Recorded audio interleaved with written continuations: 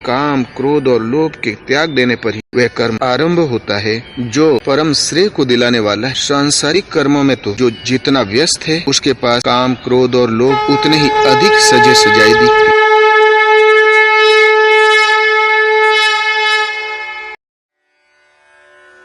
ओम श्री परमात्मने नमः।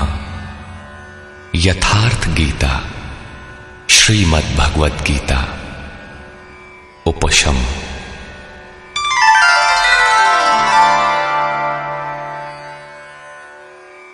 इस प्रकार 1 से 18 अध्याय तक श्री गीता का कैसेट प्रसारण पूर्ण हुआ। अब प्रस्तुत है यथार्थ गीता के प्रणेता अनंत श्री विभूषित परम आदरणीय पूज्य गुरुदेव स्वामी अड़गड़ानंद जी महाराज के श्रीमुख से उन्हीं के शब्दों में गीता का सारांश। आदरणीय संपूर्ण धराधाम के निवासियों, परम श्रेय शाश्वत शांति के स्रोत श्री गीता के मूल प्रश्न पर विचार। प्रायः टीकाओं में लोग नई बात खोजते हैं, किंतु वस्तुतः सत्य तो सत्य है, वह न नया होता है और न पुराना पड़ता है।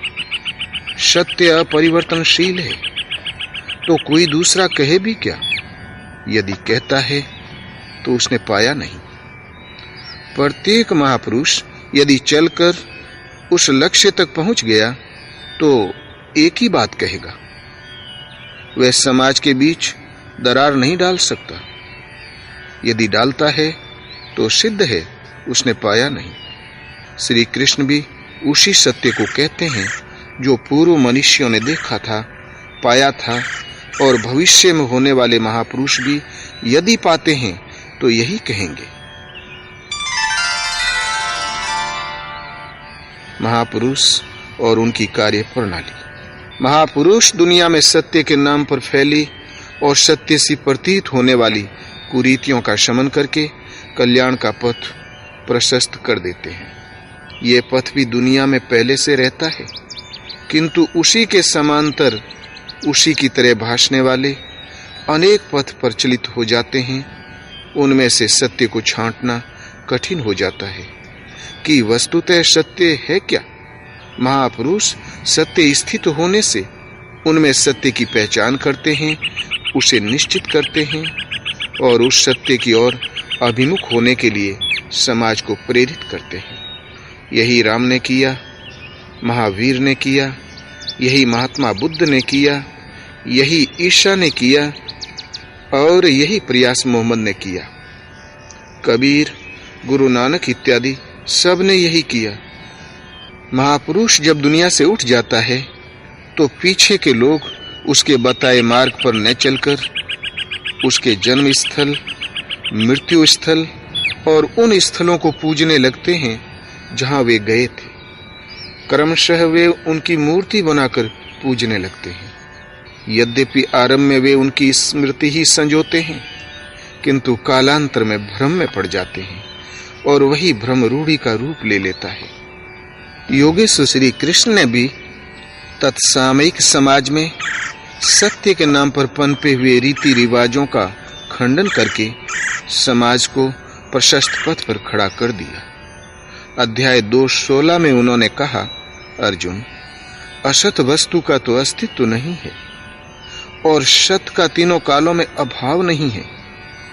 भगवान होने के कारण ये मैं अपनी ओर से नहीं कह रहा हूं, बल्कि इनका अंतर तत्वदर्शियों ने देखा और वही मैं कहने जा रहा हूं।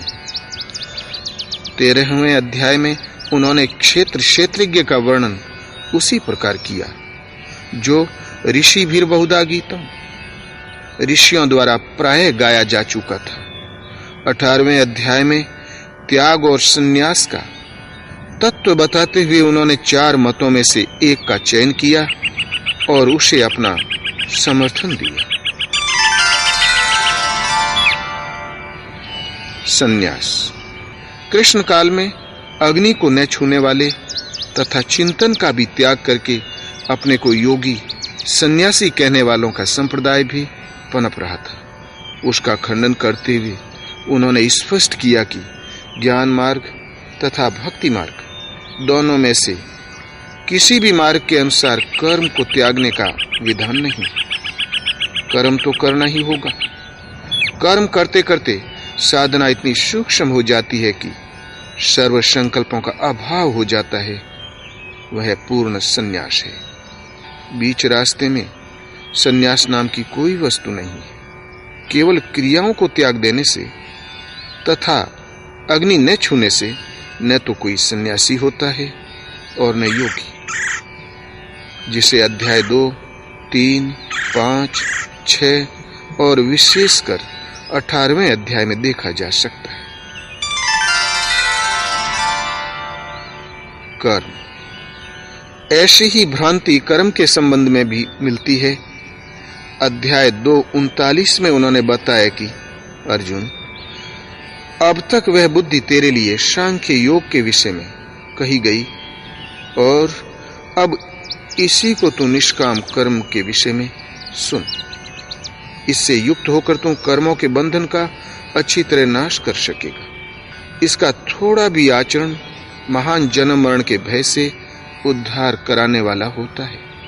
इस निष्काम कर्म योग में निश्चयात्मक क्रिया एक ही है, बुद्धि एक ही है, दिशा भी एक ही है, लेकिन अविवेकियों की बुद्धि अनंत शाखाओं वाली है। इसलिए वह कर्म के नाम पर अनेक क्रियाओं का विस्तार कर लेते हैं। अर्जुन, तू नियत कर्म कर, अर्थात क्रियाएं बहुत सी हैं, वे कर्म नहीं है।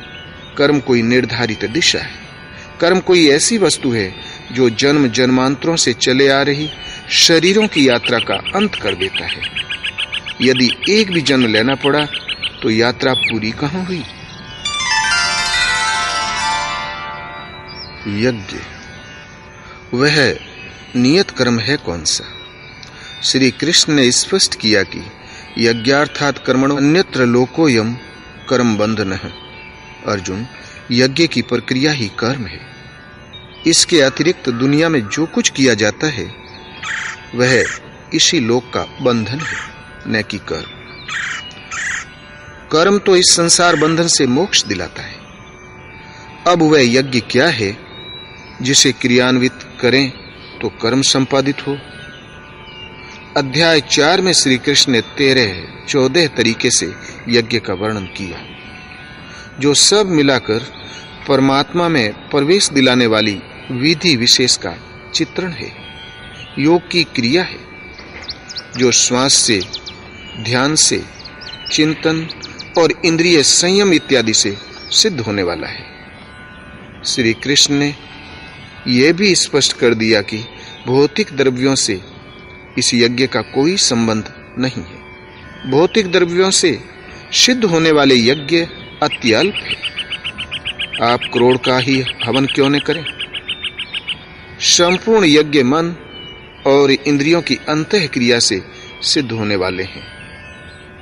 पूर्ण होने पर यज्ञ जिसकी सृष्टि करता है, उस अमृत तत्व की जानकारी का नाम ज्ञान है। उस ज्ञानामृत का पान करने वाले योगी सनातन ब्रह्म में प्रवेश पा जाते हैं। जिसमें प्रवेश पाना था पा ही लिया, तो फिर उस पुरुष का कर्म किए जाने से कोई प्रयोजन नहीं है। इसलिए यावन मात्र कर्म उस साक्षात्कार सहित ज्ञान में शेष हो जाते हैं। कर्म करने के बंधन से वह मुक्त हो जाता है। इस प्रकार निर्धारित यज्ञ को कार्य रूप देना कर्म है। कर्म का शुद्ध अर्थ है आराधना। इस नियत कर्म, यज्ञार्थ कर्म अथवा तदर्थ कर्म के अतिरिक्त गीता में अन्य कोई कर्म नहीं है। इसी पर श्री कृष्ण ने स्थान स्थान पर बल दिया। अध्याय 6 में इसी को उन्होंने कार्यम कर्म कहा। अध्याय 16 में बताया कि काम, क्रोध और लोभ के त्याग देने पर ही वह कर्म आरंभ होता है जो परम श्रेय को दिलाने वाला है।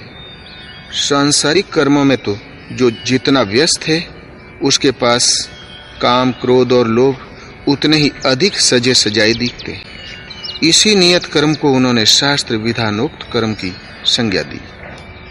गीता अपने में पूर्ण शास्त्र है। सर्वोपरि शास्त्र वेद है, वेदों का सार उपनिषद है और उन सब का सारांश योगेश्वर श्री कृष्ण की यही वाणी गीता है। 17वें और 18वें अध्याय में भी शास्त्र विधि से निर्धारित कर्म, नियत कर्म, कर्तव्य कर्म और पुण्य कर्म से इंगित करके उन्होंने बारंबार दृढ़ाया कि नियत कर्म ही परम कल्याणकारक है। योगेश्वर श्री कृष्ण के इतना बल देने पर भी आप उस नियत कर्म को न करके श्री कृष्ण का कहना न मानकर उल्टी सीधी कल्पना करते हैं कि जो कुछ भी संसार में किया जाता है कर्म है, कुछ भी त्यागने की जरूरत नहीं है, केवल फल की कामना न करो, हो गया निष्काम कर्म योग, कर्तव्य भावना से करो, हो गया कर्तव्य योग, कुछ भी करो, नारायण को समर्पण कर दो, हो गया समर्पण योग। इसी प्रकार यज्ञ का नाम आते ही हम भूत यज्ञ, पितृयज्ञ, पंच यज्ञ, विष्णु के निमित्त किया जाने वाला यज्ञ गढ़ लेते हैं और उसकी क्रिया में स्वाहा बोलकर खड़े हो जाते हैं। यदि श्री कृष्ण ने स्पष्ट न कहा हो तो हम कुछ भी करें, यदि बताया है तो जितना कहा है उतना ही मान ले, किंतु हम मान नहीं पाते। विरासत में अनेक रीति रिवाज, पूजा पद्धतियां हमारे मस्तिष्क को जकड़े हुए हैं। बाह्य वस्तुओं को कदाचित हम बेचकर भाग भी सकते, किंतु यह पूर्वाग्रह मस्तिष्क में बैठकर हमारे साथ चलते हैं। श्री कृष्ण के शब्दों को भी हम उन्हीं के अनुरूप ढालकर ग्रहण करते हैं। युद्ध। यदि यज्ञ और कर्म दो प्रश्न यथार्थ समझ लें तो युद्ध, वर्ण व्यवस्था, वर्ण संकर, ज्ञान योग, कर्म योग अथवा संक्षेप में संपूर्ण गीता ही आपकी समझ में आ जाए। अर्जुन लड़ना नहीं चाहता था, वह धनुष फेंककर रथ के पिछले भाग में बैठ गया, किंतु योगेश्वर श्री कृष्ण ने एकमात्र कर्म की शिक्षा देकर कर्म को केवल दृढ़ाया ही नहीं बल्कि अर्जुन को उस कर्म पर चला भी दिया। युद्ध हुआ, इसमें संदेह नहीं। गीता के 15-20 श्लोक ऐसे हैं जिनमें बार बार कहा गया, अर्जुन तू युद्ध कर, किंतु एक भी श्लोक ऐसा नहीं है जो बाहरी मार काट का समर्थन करता हो। द्रष्टव्य है अध्याय 2, 3, 11, 15 और 18, क्योंकि जिस कर्म पर बल दिया गया वह था नियत कर्म, जो एकांत देश के सेवन से, चित्त को सब ओर से समेट कर ध्यान करने से होता है। यदि गीतोक्त कल्याण युद्ध करने वालों के लिए ही है तो आप गीता का पिंड छोड़ दें। आपके समक्ष अर्जुन जैसे युद्ध की कोई परिस्थिति तो है नहीं। वस्तुतः तब भी वह परिस्थिति विद्यमान थी और आज भी ज्यों की त्यों है।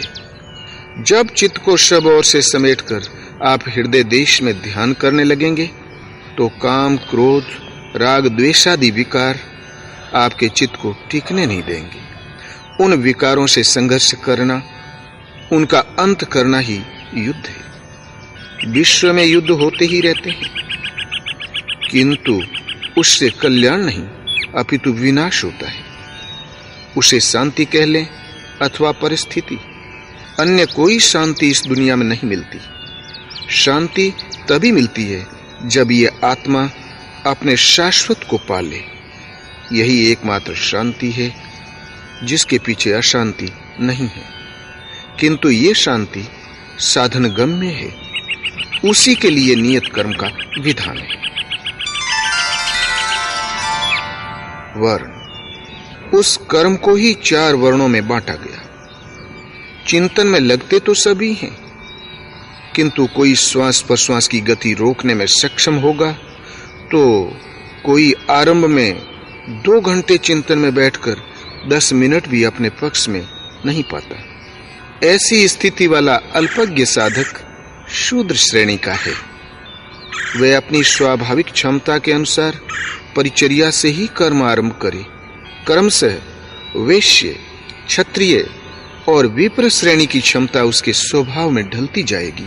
वह उन्नत होता जाएगा, किंतु वह ब्राह्मण श्रेणी भी दोष युक्त है, क्योंकि अब भी वह ब्रह्म अलग है। ब्रह्म में प्रवेश पा जाने पर वह ब्राह्मण भी नहीं रह जाता। वर्ण का अर्थ है आकृति। ये शरीर आपकी आकृति नहीं है। आपकी आकृति वैसी है जैसी आपकी वृत्ति है। श्री कृष्ण कहते हैं, अर्जुन, पुरुष श्रद्धामय है, इसलिए कहीं न कहीं उसकी श्रद्धा अवश्य होगी। जैसी श्रद्धा वाला पुरुष है, स्वयं भी वही है। जैसी वृत्ति वैसा पुरुष। वर्ण कर्म की क्षमता का आंतरिक मापदंड है, किंतु लोगों ने नियत कर्म को छोड़कर बाहर समाज में जन्म के आधार पर जातियों को वर्ण मानकर उनकी जीविका निश्चित कर दी। जो एक सामाजिक व्यवस्था मात्र थी, वे कर्म के यथार्थ रूप को तोड़ते मरोड़ते हैं, जिससे उनकी खोखली सामाजिक मर्यादा और जीविका को ठेस न लगे। कालांतर में वर्ण का निर्धारण केवल जन्म से होने लगा, ऐसा कुछ नहीं है। श्री कृष्ण ने कहा, 4 वर्णों की सृष्टि मैंने की। क्या भारत से बाहर सृष्टि नहीं है? अन्यतर तो इन जातियों का अस्तित्व ही नहीं है। भारत में ही इनके अंतर्गत लाखों जातियां उपजातियां हैं। श्री कृष्ण ने क्या मनुष्यों को बांटा था? नहीं। गुण कर्म विभागशः, गुण के आधार पर कर्म बांटे गए। कर्माणि प्रविभक्तानि, कर्म बांटा गया। कर्म समझ में आ गया तो वर्ण समझ में आ जाएगा, और वर्ण समझ में आ गया तो वर्ण शंकर का यथार्थ रूप आप समझ लें। वर्ण शंकर, इस कर्म पथ से च्युत होना ही वर्ण शंकर है। आत्मा का शुद्ध वर्ण है परमात्मा। उसमें प्रवेश दिलाने वाले कर्म से हटकर प्रकृति में मिश्रित हो जाना ही वर्ण शंकर है। श्री कृष्ण ने स्पष्ट किया कि इस कर्म को किए बिना उस स्वरूप को कोई पाता ही नहीं, और प्राप्ति वाले महापुरुष को कर्म करने से न कोई लाभ है और न छोड़ने से कोई हानि। फिर भी लोक संग्रह के लिए वे कर्म में बरतते हैं।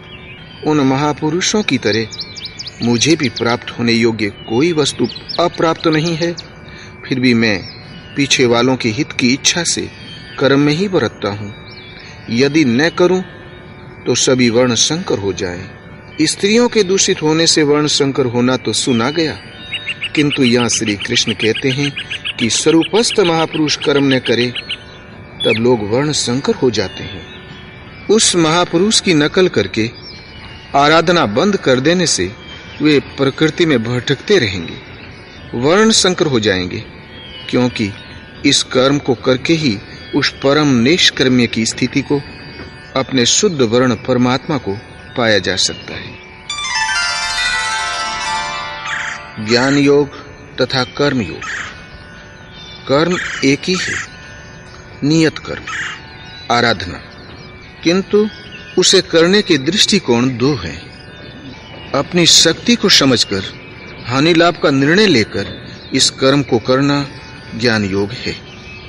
इस मार्ग का साधक जानता है कि आज मेरी ये स्थिति है, आगे इस भूमिका में परिणत हो जाऊंगा, फिर अपने ही स्वरूप को प्राप्त करूंगा। इस भावना को लेकर कर्म में प्रवृत्त होता है। अपनी स्थिति का ज्ञान रखकर चलता है, इसलिए ज्ञान मार्गी कहा जाता है। समर्पण के साथ उसी कर्म में प्रवृत्त होना, हानि लाभ का निर्णय इष्ट पर फेंक कर चलना निष्काम कर्म योग है, भक्ति मार्ग है। एक ही महापुरुष से शिक्षा लेकर एक स्वावलंबी होकर उस कर्म में प्रवृत्त होता है, और दूसरा उनसे शिक्षा लेकर उन्हीं पर निर्भर होकर प्रवृत्त होता है। बस अंतर इतना ही है। इसीलिए योगेश्वर श्री कृष्ण ने कहा, अर्जुन, सांख्य द्वारा जो परम सत्य मिलता है वही परम सत्य निष्काम कर्म योग द्वारा भी मिलता है। जो दोनों को एक देखता है वही यथार्थ देखता है। दोनों को क्रिया बताने वाला तत्वदर्शी एक है, क्रिया भी एक ही है, आराधना। कामनाओं का त्याग दोनों करते हैं, और परिणाम भी एक ही है, केवल कर्म करने का दृष्टिकोण दो है। एक परमात्मा। नियत कर्म मन और इंद्रियों की एक निर्धारित अंतः क्रिया है। जब कर्म का यही स्वरूप है तो बाहर प्रतीक पूजना कहां तक संगत है। भारत में हिंदू कहलाने वाला समाज, जिनके पूर्वजों ने परम सत्य की शोध करके देश विदेश में उसका प्रचार किया, उस पथ पर चलने वाला विश्व में कहीं भी हो सनातन धर्मी ही है। इतना गौरवशाली हिंदू समाज कामनाओं से विवश होकर